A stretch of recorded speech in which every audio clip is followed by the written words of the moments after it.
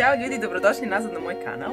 Danas sam za vas pripremila nešto što je slatko, proteinski i nešto što možete na primjer da jedete posle treninga. Bolje da pojedete ovo nego neki slatkiš, eto to je ono što ja lično mislim.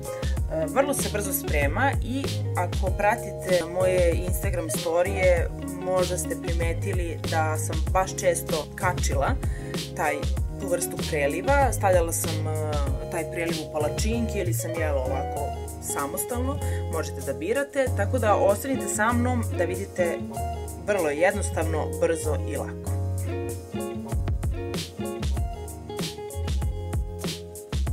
Za ovo što danas pravimo bit će vam potrebno 150 g Dukatus grčkog jogurta, 30 g kikiriki putera, jedna merica proteina i 50 g malina. Naravno, ostavit ću vam sve napisano ispod šta sam koristila i u kojoj meri.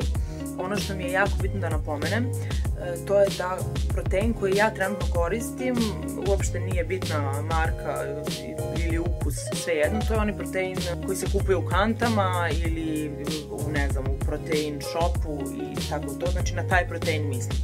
Ali ako njega nemate, naravno mnogi ljudi ne koriste takav protein, imate zamenu u vidu ovoga, kokosov protein, ovo je granum. Sad, ima još nekih vrsta proteina tipa graškov ili ne znam, nisam sigurna.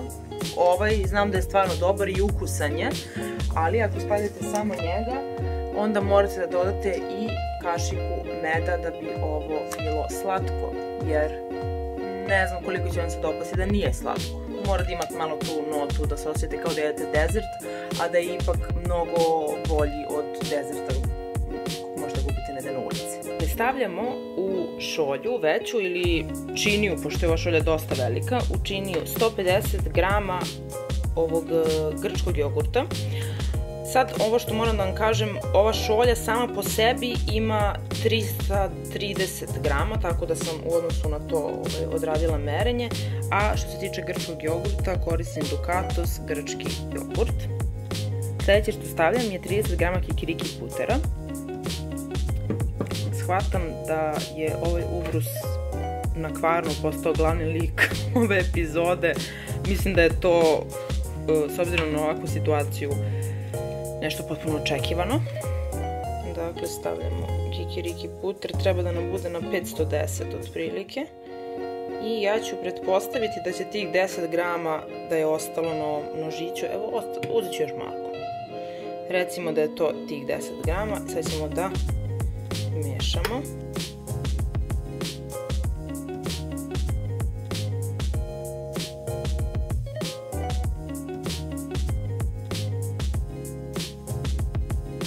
Ubacujemo unutra mericu proteina.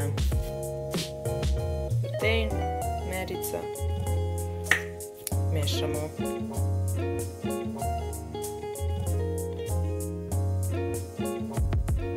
Ja sam koristila protein, mislim da je ukus lešnik, ali mislim da možete koristiti u ovakvom receptu koji god želite. I za sam kraj unutra ubacujem 50 g zamrznutih malina, ako imate sveže još bolje, ali čak i zamrznute su odlične zato što će nekako da ohlade ceo ovaj namaz.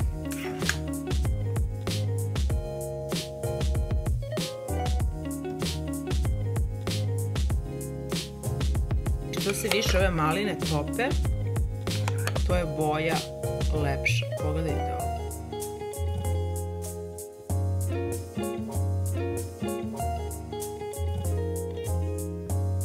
I to bi bilo sve što sam pripremila za danas. Ovo je namaz koji možete da koristite kao namaz za neke proteinske palačinke ili obične palačinke ili šta god vam padne na pamet. One galete pirinčane. A ja ga trenutno ovako jedem samo. Uživajte kako god vam se sviđa, a idem i ja da uživam u ovome. Vidimo se u nekom sljedećem videu, lajkujte ako vam se svidi, pišite mi da li ste napravili nešto ovako i ne znam šta još da vam kažem, čuvajte se, puno vas pozdravljam, ćao!